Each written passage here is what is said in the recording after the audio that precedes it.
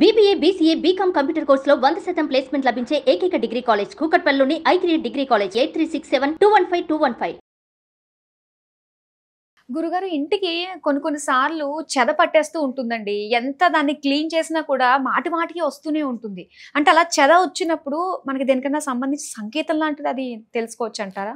Universal scanner అని geopathic వాస్తు అనే దాన్ని నేర్చుకున్న రోజుల్లో దీని గురించి ఎక్కడైతే నెగిటివ్ ఎనర్జీ ఉంటుందో అక్కడ చెద పడుతుంది అని విన్నాను.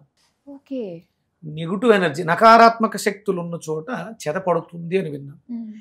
ఇప్పుడు అంటే ఇవన్నీ కూడా మనం డెవలప్ చేసింది. అంటే జియోపతిక్ వాస్తు లేకపోతే ఆ వాస్తు ఈ వాస్తు అని మనం డెవలప్ చేసాం. వాటిని వేదిక్ వాస్తు పరంగా చూస్తే నివాసయోగ్యం కాని నేలలో మనం ఇంటిని నిర్మించాము అని చెప్పి. అంటే తేమ మనకి కింద నుంచి నీళ్లు ప్రవాహం లాంటివి ఉన్నప్పుడు కింద జీవరాశి ఉంది, చెదపురుగు ఆ తేమలోంచి ఆ మట్టిని పైకి తీసుకొచ్చి పుట్టల్లో పోసుకుంటూ ఉంటుంది. అంటే అక్కడ వాటర్ ఎక్కువ ఉంది అని చెప్పడానికి పుట్టలు సంకేతాలు. అక్కడ అవకాశం లేదు, మనం ఇల్లు కట్టేసాం. అక్కడ ఉన్నటువంటి ఆ జీవరాశి అంటే ఆ సాయిల్ అలాగే ఉంటుంది, తన తత్వాన్ని ఏం మార్చుకోదు.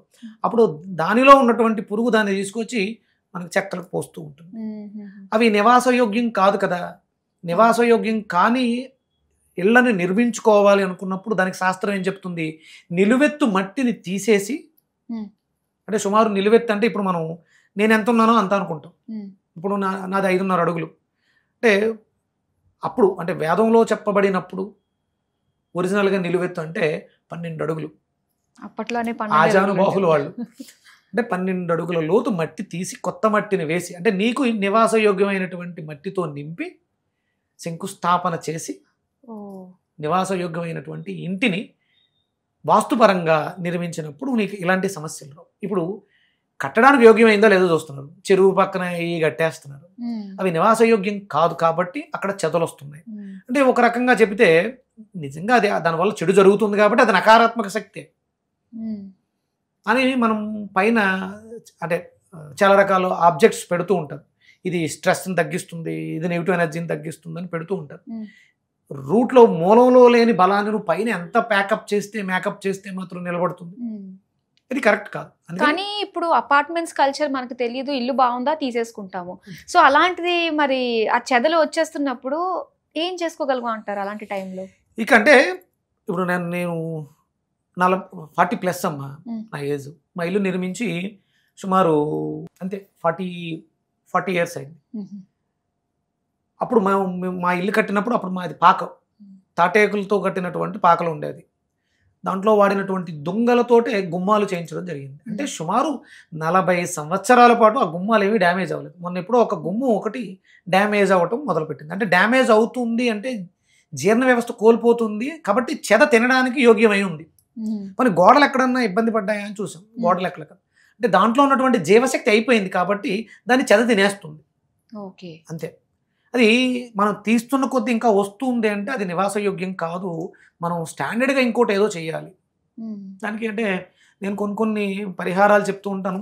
నకారాత్మక శక్తి అధికంగా ఉన్న చోట సూర్యుడి యొక్క ఆరాధన, సూర్య యంత్ర ప్రతిష్ట, సూర్య హోమం చేయడం ద్వారా కొంతవరకు ఒక శక్తిని తీసుకురావచ్చు. అక్కడ మహాసౌర హోమం అంటాం.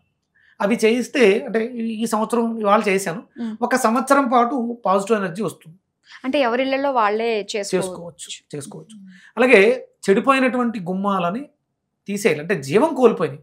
అంటే దీనికి ప్రధానమైనటువంటి కారణం ఏంటంటే పూర్వం ఒక కలపని బాగా ముదర కలపల్ని స్టోర్ చేసి చాలా సంవత్సరాలు పక్కన పెట్టిన తర్వాత వాటిల్ని కట్టడానికి ఉపయోగించేవారు. ఇప్పుడు ఆరుదల లేదు, ఎక్కడికక్కడ కాంపిటీషన్ ఎక్కువైపోయింది కాబట్టి పచ్చి చెక్కలనే పెట్టేస్తున్నారు. ఆ తడి మీద ఉన్నప్పుడు ఆటోమేటిక్గా చెద పట్టేస్తుంది, తీసి పాడు చేస్తుంది.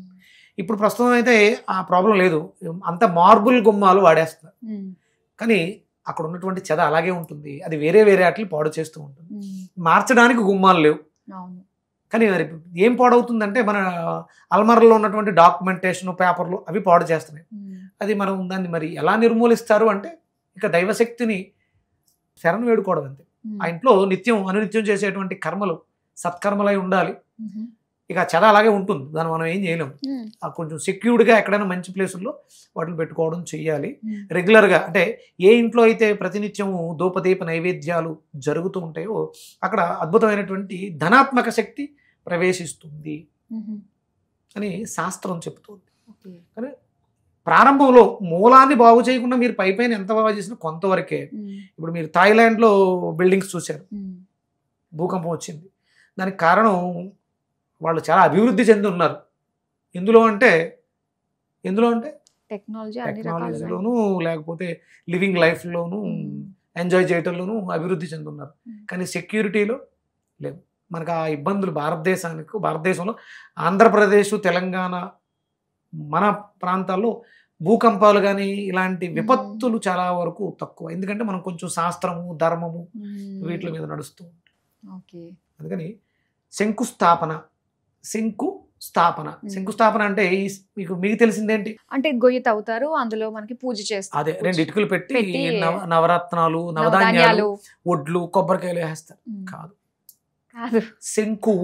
శంకువు అనే ఒక డివైన్ ఎనర్జికల్ పార్ట్ శంకు అని ఉంటుంది.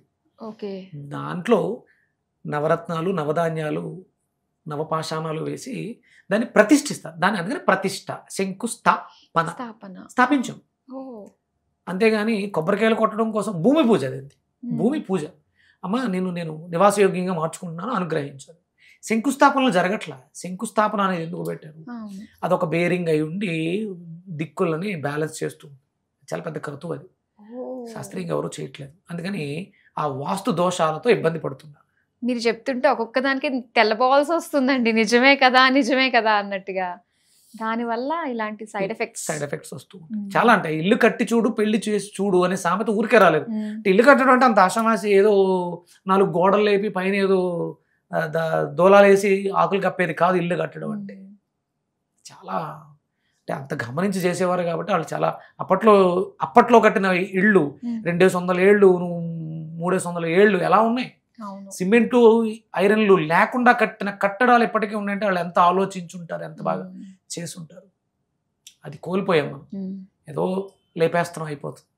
అయితే మొత్తం మీద అయితే ఈ చెదలకి ఇంకా నివారణ అంటూ ఇంకేం లేదు. ఎప్పుడు కూడా ఇంకా పెస్ట్ కంట్రోల్ తోటి మనం స్ప్రేస్ చేయించుకుంటూ ఇలానే తాత్కాలికంగా కుండుబడింది, దాని పై పూతలు పోసుకుంటూ వెళ్తున్నాం. రూట్ కాజ్ వెతికి, అంటే ఆల్రెడీ కట్టేసిన పాత అపార్ట్మెంట్స్ ఉన్నాయి, దానికి లైఫ్ 14 ఏళ్ళు 15 ఏళ్ళు తర్వాత మళ్ళీ పడగొట్టి మళ్ళీ కడతారు కదా. ఈసారి అన్న కొంచెం జాగ్రత్తగా కట్టుకోండి, పర్వాలేదు. అంటే ప్రతి 11.5 సంవత్సరాలకు ఒకసారి వాస్తుల్లో దిక్కులు మారిపోతుంటాయి. అవునా అండి? స్టాండర్డ్గా ఉండవు, మారుతూ ఉంటాయి. అంటే ఇవన్నీ కూడా ఇప్పుడున్నటువంటి వాస్తు పుస్తకాల్లో రాసినట్లు ఉండవు. ఇది వేదంలో ఉంటుంది. ఎవ్రీ 11.5 ఇయర్స్కి ఒకసారి ఇవాళ మనం ఈశాన్యం, ఆగ్నేయం అనుకుంటున్న దిక్కుల్లో, నార్త్ సౌత్ దిక్కుల్లో మార్పులు వస్తూ ఉంటాయి. కొంచెం జరుగుతుంది ఇలాగని చెప్పేసి. మనకు సూర్యుడే ఒక చోట స్టాగ్నెట్ గా ఉండట్లేదు, తన చుట్టూ తాను తిరుగుతూ సూర్యుడు చుట్టూ తిరుగుతున్న భూమి ఉంది. మరి ఉత్తరాయణం, దక్షిణాయనం ఉన్నప్పుడు తూర్పు ఇదేని ఎలా చెప్పగలుగుతున్నాం? నార్త్ సౌత్ ని బేస్ చేసుకున్నాం. వీటిలో కూడా మార్పులు వస్తాయి. మ్యాగ్నెటిక్ ఫోర్సెస్ లో కింద మార్పులు వస్తూ ఉంటాయి ఎవ్రీ 11.5 ఇయర్స్కి ఒకసారి. దీని మీద చాలా అధ్యయనం చేయాలి. చాలా ఉందండి నిజంగా తెలుసుకోవాలంటే దీని గురించి డీప్ గా. సో ఇలాంటి వాళ్ళ రాకతో మాకు కాస్త అవగాహన కల్పిస్తున్నారు. అవగాహన తెచ్చుకోండి, భయపడాల్సిన అవసరం లేదు, మార్పు వస్తుంది. ఈ ఇంట్లో నాకు బాగాలేదు, మేము చాలా 10 ఏళ్ళుగా ఉన్నాం, ఇంకొక 1 ఇయర్ ఉండండి, వాస్తులో మార్పు వస్తుంది. ఇప్పటి వరకు మీకు పని చేయని ఇల్లు మళ్ళీ పనిచేస్తుంది. ఓకే నిజమేనండి, మారుతుంది అని చెప్పేసి అన్నారు కదా. మారుతుంది, డెఫినెట్ గా మారుతుంది. ప్రతినిత్యము కూడా పంచోపచారాలు కానీ షోడశోపచారాలతో కానీ నిత్యము ధూపదీప నైవేద్యాలతో పూజలు చేయండి. అందులో అద్భుతమైనటువంటి ధనాత్మక శక్తి ఏర్పడి మీకు మార్గం దొరుకుతుంది. అంటే చెద ఎలా వెళ్ళిపోతుంది అనే మార్గం మీకే దొరుకుతుంది. మీకు అర్థమవుతుంది, మీకే అర్థమవుతుంది. నాకు అర్థం కాదు, నేను బయట నుంచి వస్తాను, వాస్తు సిద్ధాంతిని, ఇది తప్పు ఉంది, ఇది పగలగొట్టండి, ఇంకోటి కట్టండి అంటాను. కాదు, మీకే అర్థమవుతుంది. ప్రతి నాకు ఏదైతే జ్ఞానం ఉందో అది మీకు వస్తుంది నెమ్మదిగా. మీరుంటున్న ఇంటి గురించి మీరు అధ్యయనం, మనం ఒక ఎపిసోడ్లో మాట్లాడుకున్నాం, ఆవాసము. నీకు నువ్వు దగ్గరికి వెళ్తే నీ ఇంట్లో వస్తున్నటువంటి సమస్యకి పరిష్కారం నీ దగ్గరే ఉంటుంది, నా దగ్గర కాదు. దానికి కూడా దగ్గరగా వెళ్ళండి, ఈ సమస్యకి పరిష్కారం ఏంటో ఆలోచించండి, దారి దొరుకుతుంది. చాలా చక్కగా తెలియజేశారండి. తెలియని ఎన్నో విషయాలు సరికొత్త కోణంలో మా అందరికి ఎక్స్ప్లెయిన్ చేసినందుకు ధన్యవాదాలు. సూర్యస్మిత.